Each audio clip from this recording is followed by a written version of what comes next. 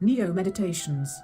This meditation will begin your journey of training at the Hogwarts School of Magic, Witchcraft, and Wizardry, based on the Harry Potter universe as written by the author J.K. Rowling. The reason why this story became widely popular is because, in part, this realm of magic is real, and it exists on the fourth dimension. In the fourth dimension, or astral realm, the beings are in a higher state of vibration, and as a result, manifestation, or magic, as we sometimes call it, is much more readily available to all who use it. We recommend you start your journey with this Part 1 meditation before continuing on to other meditations in the series. Now, everyone who has a meditation cube, please activate at this time. If you do not have a meditation cube, then place your hands on a pillow and imagine the sun in between your palms and allow it to grow larger and larger. Device, activate and increase. Device, I trust you completely to integrate my mind, body, and spirit. Stargate, I trust you completely. Device, activate Stargate mode. Automatic mode. Now close your eyes. Traveling through the portal, going back further and further in time. Back in time to the age of 12 years old. Or, for our younger listeners, go forward and forward in time to the age of 12 years old. You're now sleeping comfortably in the bed of your childhood home. It's the middle of the night, and you have been chosen to enter into a magical dreamscape that will initiate and train you to become accepted into a long line of witches and wizards. As you open your 12-year-old eyes, you notice a small round button on top of your bed. You pick it up and it starts to glow. The button has the words, "Press me for magic," written on it. Without questioning the invitation, you press the button. A gray-purple mist emerges from the floor and fills the entire room and surrounds you completely.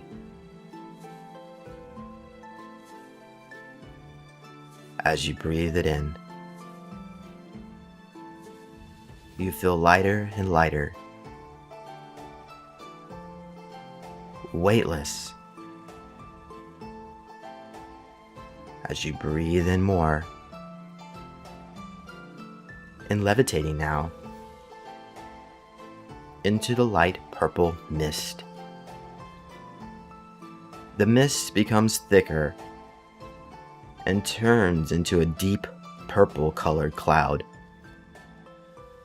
You're now floating above the bed, and as you turn around, you notice your physical body is still sound asleep. As you float higher and higher into the sky and into an opalescent white portal. Upon entering the portal, you are instantly transported onto a dirt road. In front of you, about 20 feet forward, is a massive magical weeping willow that is at least 500 years old. Its branches touch the ground. When the wind blows through the foliage, instead of rustling leaves, you hear a light, high-pitched wind chime. You can also hear birds singing in the willow tree.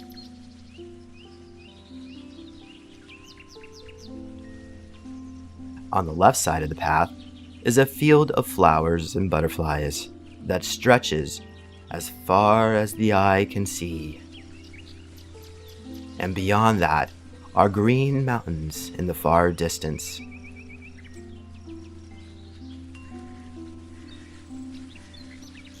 To the right of you, you notice the path curves to the right, and over an arched stone bridge that traverses a bubbling creek. Before you step over the bridge, to the right of you is a quaint magical fairy home with a water mill dipped into the creek that is powering an electric current inside the home. The building's smokestack releases an aroma of baked sweet cinnamon pastries, which prompts you for a stop. What is this place, you think? The path to the bakery is layered with a living soft green moss carpet. This path travels through a garden full of berries and strawberry bushes. When you get closer to the bakery, you see a sign which says, "Fresh pastries, bienvenue." This building looks like it could have been built in the 1600s in Tudor England. The stones in the walls are all irregular, and the building is lumpy and lopsided. The wood shingle roof is also uneven and lumpy. On top of the roof are some tinted herbs, rosemary, lavender, thyme, mint, and many other plants in a wildly but somewhat kept manner. The building windows are open and they are flanked by dark forest green shutters. The small front wooden door is about 5 feet tall, perfect for the size of small human children and the magical people that visit this place. The front door is in the shape of an arch and painted with a warm, earthy brown color. And you can see spiraling patterns of leafy plants carved into the front door. The door has a porthole window, which allows fairies to pass through and for occupants inside to view their new visitors. To enter the building, you push on a large brass doorknob in the center of the door, which opens towards the inside. Inside the building is a busy kitchen with at least 20 or more 10-inch tall fairies flying around. These fairies emit a glowing golden aura, which helps them see in the dark. They are all in a commotion of activities, carrying all sorts of ingredients, herbs, and some have pieces of chocolate in their hands, and some are tasting products, and some have their hands in multiple mixing bowls. When the fairies notice you, one of them starts laughing and it flies directly in front of your face, making eye-to-eye contact. She says, "Bonjour." She reaches into her tiny pocket and pulls out a tiny sugar cookie and offers it to you. She then flies over to a moss green painted wood table and its matching green chairs with white pillows. These tables and chairs are much bigger than what the fairies would use. They are designed for small elves or perfect for small human children like you. She says, "Please follow me and sit here. Try some." On the table is a large assortment of pastries, cookies, candy, lemonade, and tea.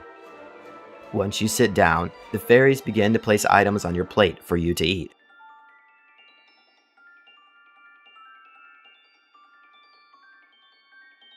The plate is then filled to the brim with cookies and pastries, more than you could ever eat in one sitting. Once you start eating, you notice how everything tastes even more delectable and scrumptious than it even looks.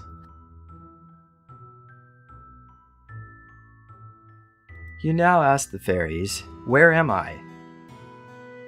And they respond in a happy tour guide-like tone, "Fairylands Bakery. Eat as much as you like."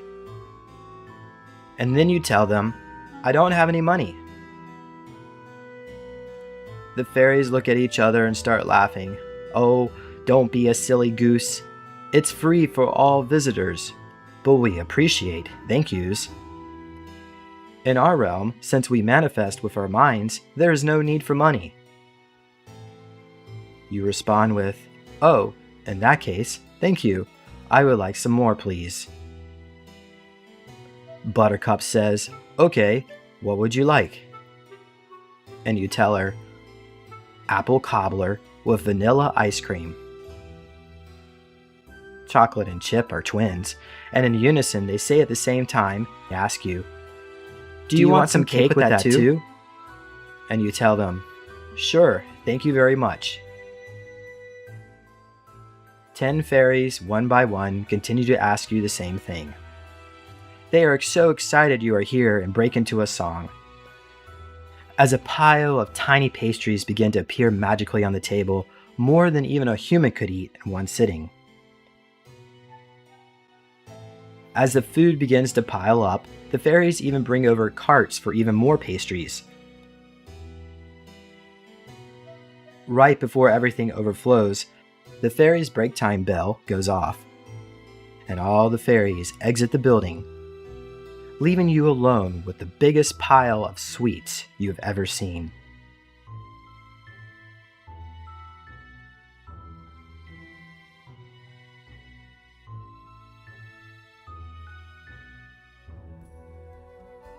As you eat these treats, you hear the sound of kitchen noises from magical mixing bowls and enchanted utensils busy doing their tasks for the fairies.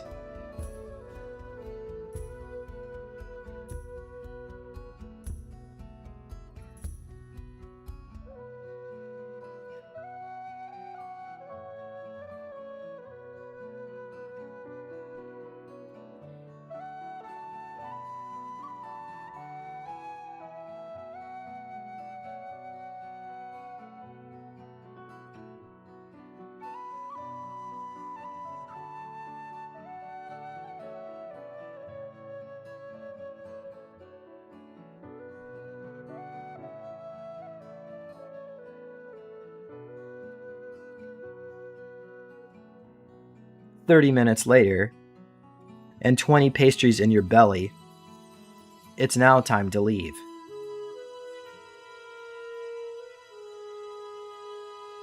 You stand up, and the fairies clasp their hands in a prayer position near their chest and say, "Thank you." You tell them the same thing.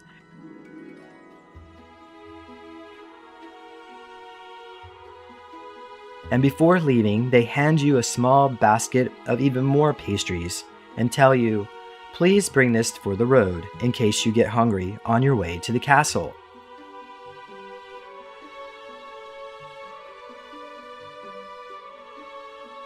As you exit the building and cross the bridge, you turn back and notice that the fairies are outside Fairyland Bakery, waving at you goodbye. You smile and wave at them, saying the same thing, "Goodbye."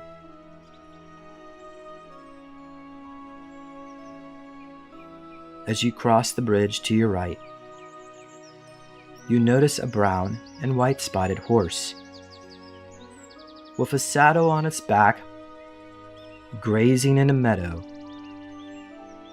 surrounded by a thick, dark forest.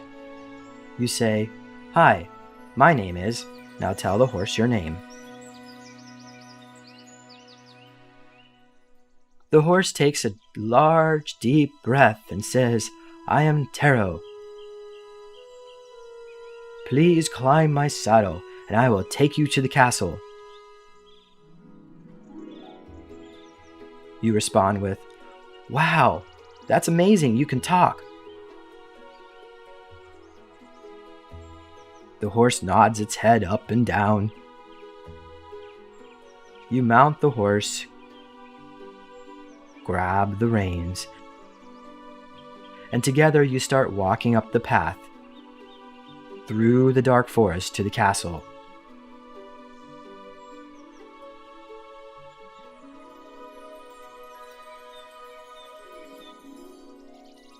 We will continue on to the next part of the story in another session. So now, bring your consciousness back to the present time. Breathing into your body as you feel yourself coming to now. More and more awake.